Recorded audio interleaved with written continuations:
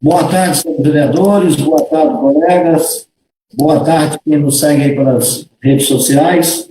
Estamos começando mais uma reunião das comissões e peço à secretária Adriana que faça a leitura constante do material de pauta. Boa tarde a todos. Boa tarde. Projeto de lei número 25 de 2020, de autoria do vereador Giovanni Meneghelli, dispõe sobre as medidas excepcionais de proteção social a serem adotadas durante o período de enfrentamento de importância internacional do coronavírus. A Câmara Municipal do Estado do Espírito Santo, no ano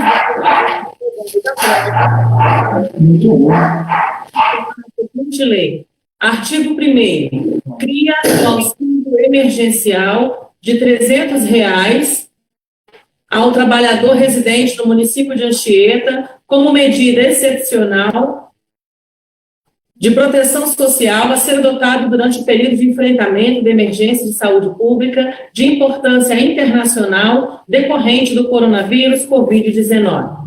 Artigo 2º. Durante o período de 3 meses, a contar da publicação desta lei, será concedida ao emergencial no valor de R$300 mensais ao trabalhador que cumpra cumulativamente os seguintes requisitos. Inciso 1º. Seja maior de 18 anos de idade, salvo no caso de mães adolescentes. Inciso 2º. Não tem emprego formal ativo. Inciso 3º. Não seja titular de benefício previdenciário ou assistencial ou beneficiário do seguro-desemprego ou do Programa de Transferência de Renda Federal, ressalvado nos termos do Bolsa Família. Inciso 4º. Cuja renda familiar mensal per capita seja de até meio salário mínimo ou renda familiar mensal total seja de até 3 salários mínimos.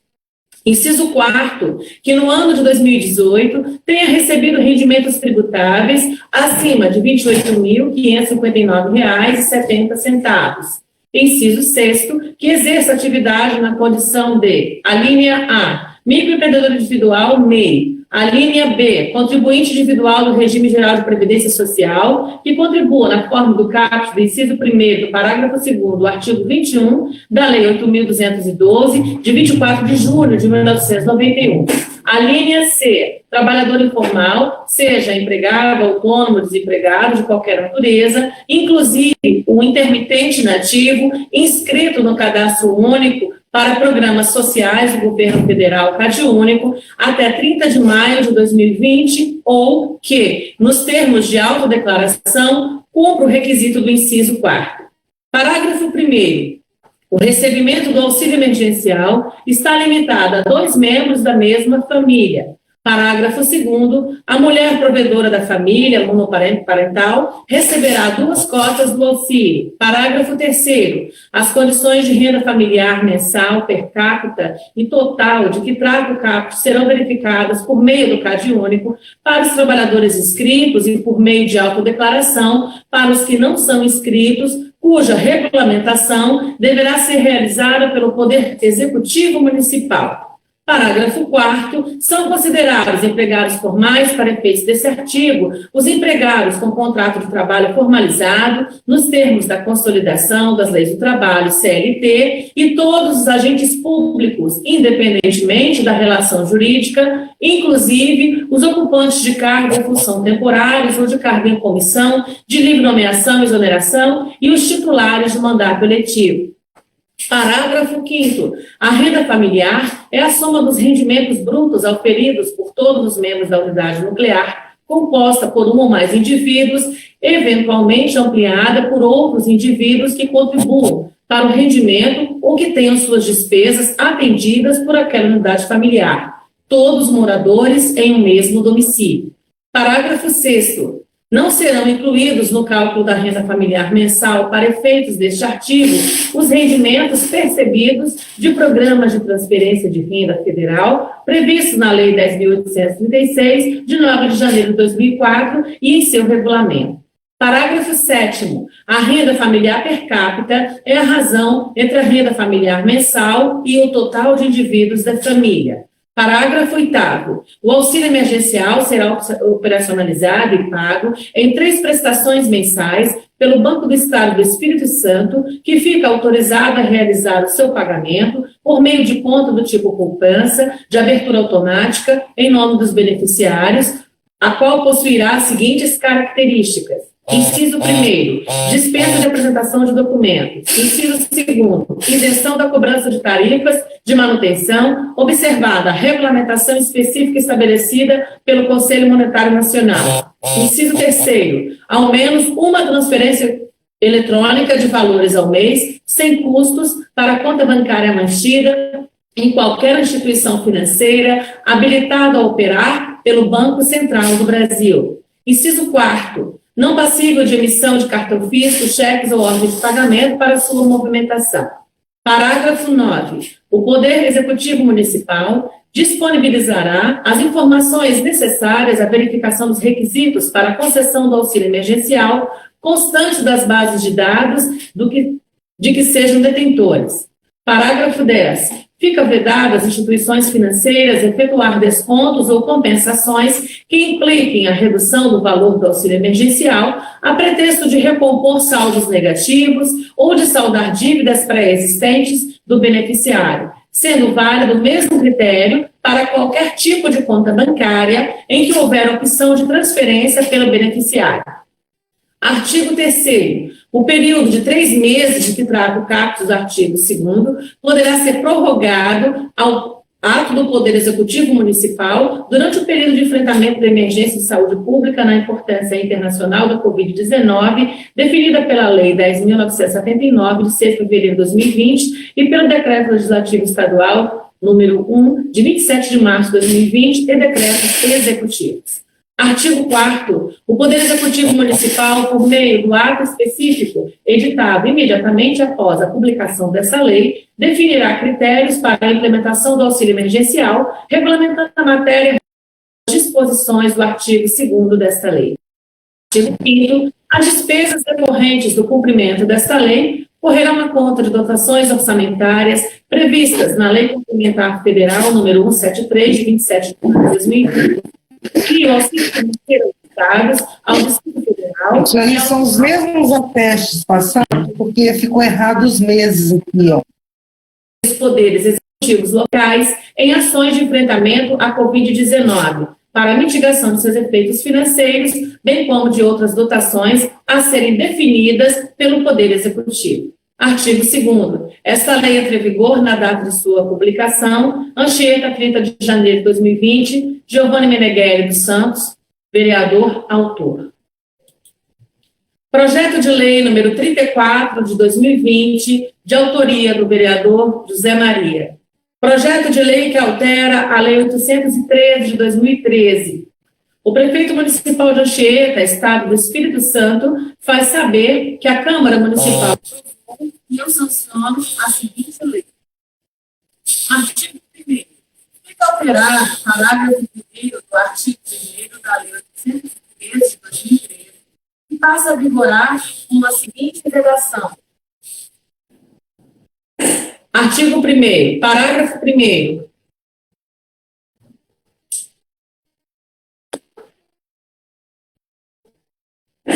Artigo 1º. Fica alterado o parágrafo 1º do artigo 1º da Lei 813 de 2013, que passa a vigorar com a seguinte redação. Parágrafo 1º. O referido programa será coordenado pela Secretaria Municipal de Assistência Social, com o apoio da Secretaria de Agricultura e Abastecimento e da Secretaria de Pesca e Aquicultura, bem como de entidades representativas dos agricultores familiares e de pescadores e aquicultores do município de Anchieta. Artigo 2º. Fica alterado o artigo 2º, inciso 2º, da Lei 813 de 2013, que passa a vigorar com a seguinte redação. Artigo 2º, inciso 2º, incentivar o consumo de frutas, legumes, verduras e frutos do mar a parcela da população carente do município de Anchieta. Artigo 3º, Fica alterado o artigo 3º da Lei 813 de 2013, que passa a vigorar com a seguinte redação. Artigo 3º. As famílias beneficiadas por este programa receberão um valor mensal de R$ 40 para ser utilizado na Feira da Agricultura Familiar, junto aos feirantes cadastrados e com nota fiscal de produtor do município de Anchieta, bem como com pescadores e aquicultores do município de Anchieta, previamente cadastrados pela Secretaria de Pesca e Aquicultura e com nota fiscal do município de Anchieta. O referido valor atualizado será reajustado à avaliação média anual da cesta básica. Artigo 4º. Fica alterado o artigo 5º da Lei 813 de 2013, que passa a vigorar com a seguinte redação. Artigo 5º. O cadastramento dos agricultores familiares e participantes do programa em entidades representativas dos agricultores familiares do município de Anchieta e Espírito Santo ficará a cargo da Secretaria Municipal de Agricultura e Abastecimento. Já o cadastramento dos pescadores e aquicultores, além das entidades representativas dos pescadores e agricultores, ficará a cargo da Secretaria de Pesca. Quinto, fica alterado o artigo que passa a vigorar com a seguinte redação. Artigo 8º. O ticket vale-feira não poderá gerar custo, somente pode ser utilizado na Feira da Agricultura Familiar e no mercado de peixe cadastrado na Prefeitura. Fica alterado o artigo 10º da Lei. Adriana, tem alguém com o microfone aberto aí, está atrapalhando a transmissão. Eu acho que é Beto. Pede a Beto para fechar o microfone. Vereador Beto, é possível você fechar o seu microfone? Ele está entrando e saindo. Por isso que... Okay. Eu acho que agora parou. Ok, obrigado.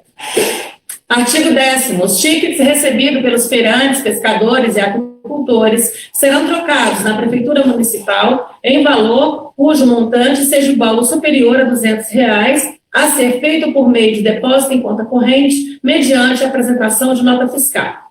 Artigo 7º. Fica alterado o artigo 11º da Lei 813 de 2013, que passa a vigorar com a seguinte redação. Artigo 11. As secretarias municipais envolvidas neste programa divulgarão os critérios e regras a serem obedecidas, bem como a relação das famílias e dos agricultores, pescadores e aquicultores beneficiados. Artigo 8º. Esta lei tem vigor na data de sua publicação. Plenário Lia Simões dos Santos, 24 de junho de 2020. José Maria Simões Brandão, vereador, autor. Leitura encerrada, senhor presidente.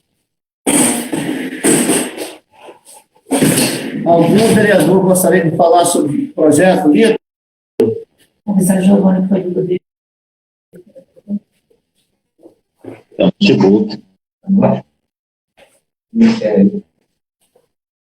Reformulando a pergunta aí, gostaria de comentar sobre o projeto lido? Chama Giovanni. Vereador Giovanni, foi lido seu projeto também. Se você quiser fazer algum comentário, ou algum colega aí, esteja à vontade. Da PL 25.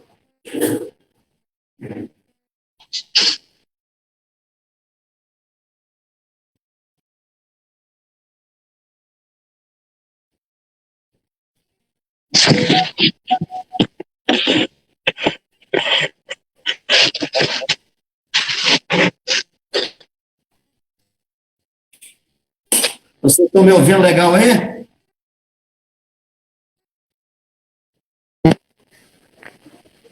Agora te ouvindo, presidente. Agora estou te ouvindo. Estou falando que os projetos foram lidos, se vocês querem fazer algum comentário sobre o projeto da PL 25 e sobre o projeto também meu aí, que eu acabei colocando aí também.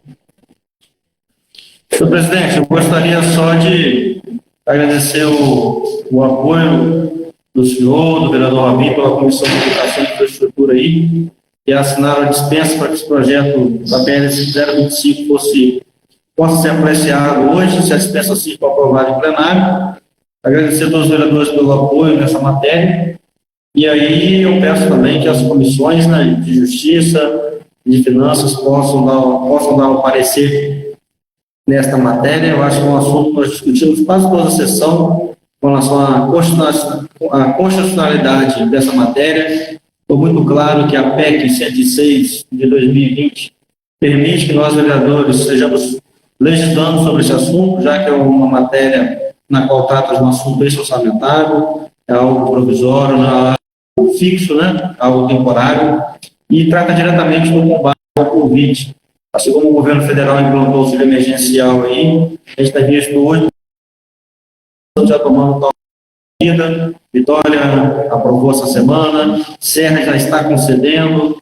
Então, a gente vê que o projeto de fato é viável e nós temos recursos para isso. Tive a informação do deputado federal Ivair de Mello, que foi publicada a portaria dia 1º de julho. Eu estou até me inteirando detalhadamente do valor, mas aí uma estimativa que a gente também receber mais 3 milhões de reais para custeio do combate ao Covid no segundo semestre. Então, assim, nós estamos falando de 4 milhões, mais 3 milhões, mais as emendas individuais. Eu acredito que o valor que o governo federal vai repassar ao município no decorrer deste ano vai ultrapassar o valor de 10 milhões de reais. É muito recurso, é muito dinheiro. Fica claro e evidente que é perfeitamente possível estarmos aí concedendo auxílio emergencial, como também existem outros projetos na casa, no qual a gente entende que é extremamente importante estar sendo aprovado. Mas eu quero pedir o apoio das comissões, o apoio dos vereadores, para referir a matéria agora e depois na sessão do plenário mais tarde. Obrigado, presidente. Até mesmo porque esse projeto é de importância, por isso que a gente viu a necessidade de votar uma dispensa, porque tem outros colegas também aí que estão no desejo de fazer emenda, que é o vereador Richard, o vereador Alexandre, o próprio Giovanni, o próprio Cléber, o presidente.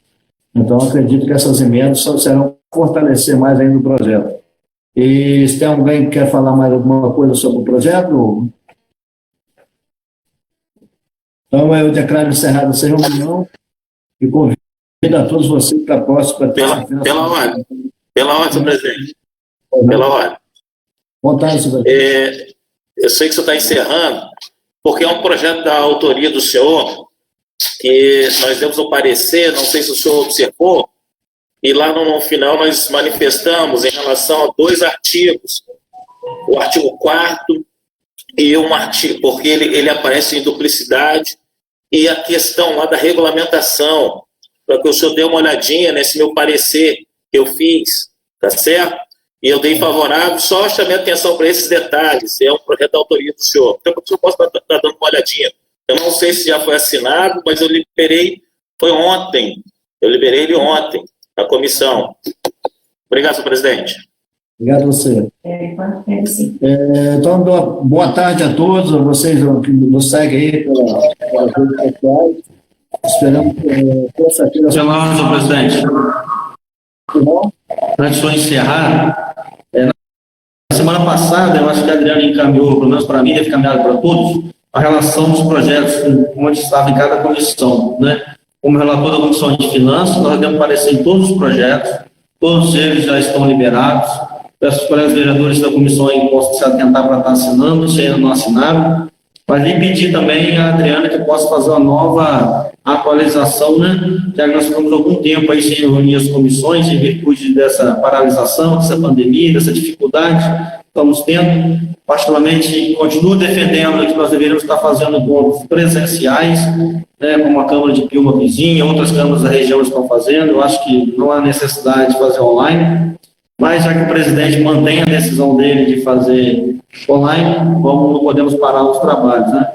E aí eu gostaria que a Adriana pudesse estar atualizando, né, aquela listagem, para que todos os vereadores tenham ciência como é que está a situação de cada projeto de lei, em virtude do tempo que nós estamos sem reunir. Tá bom, depois da sessão de hoje, com certeza, eu ia parar aí. Tá bom, professor? Então, boa tarde a todos e até terça-feira. Boa tarde.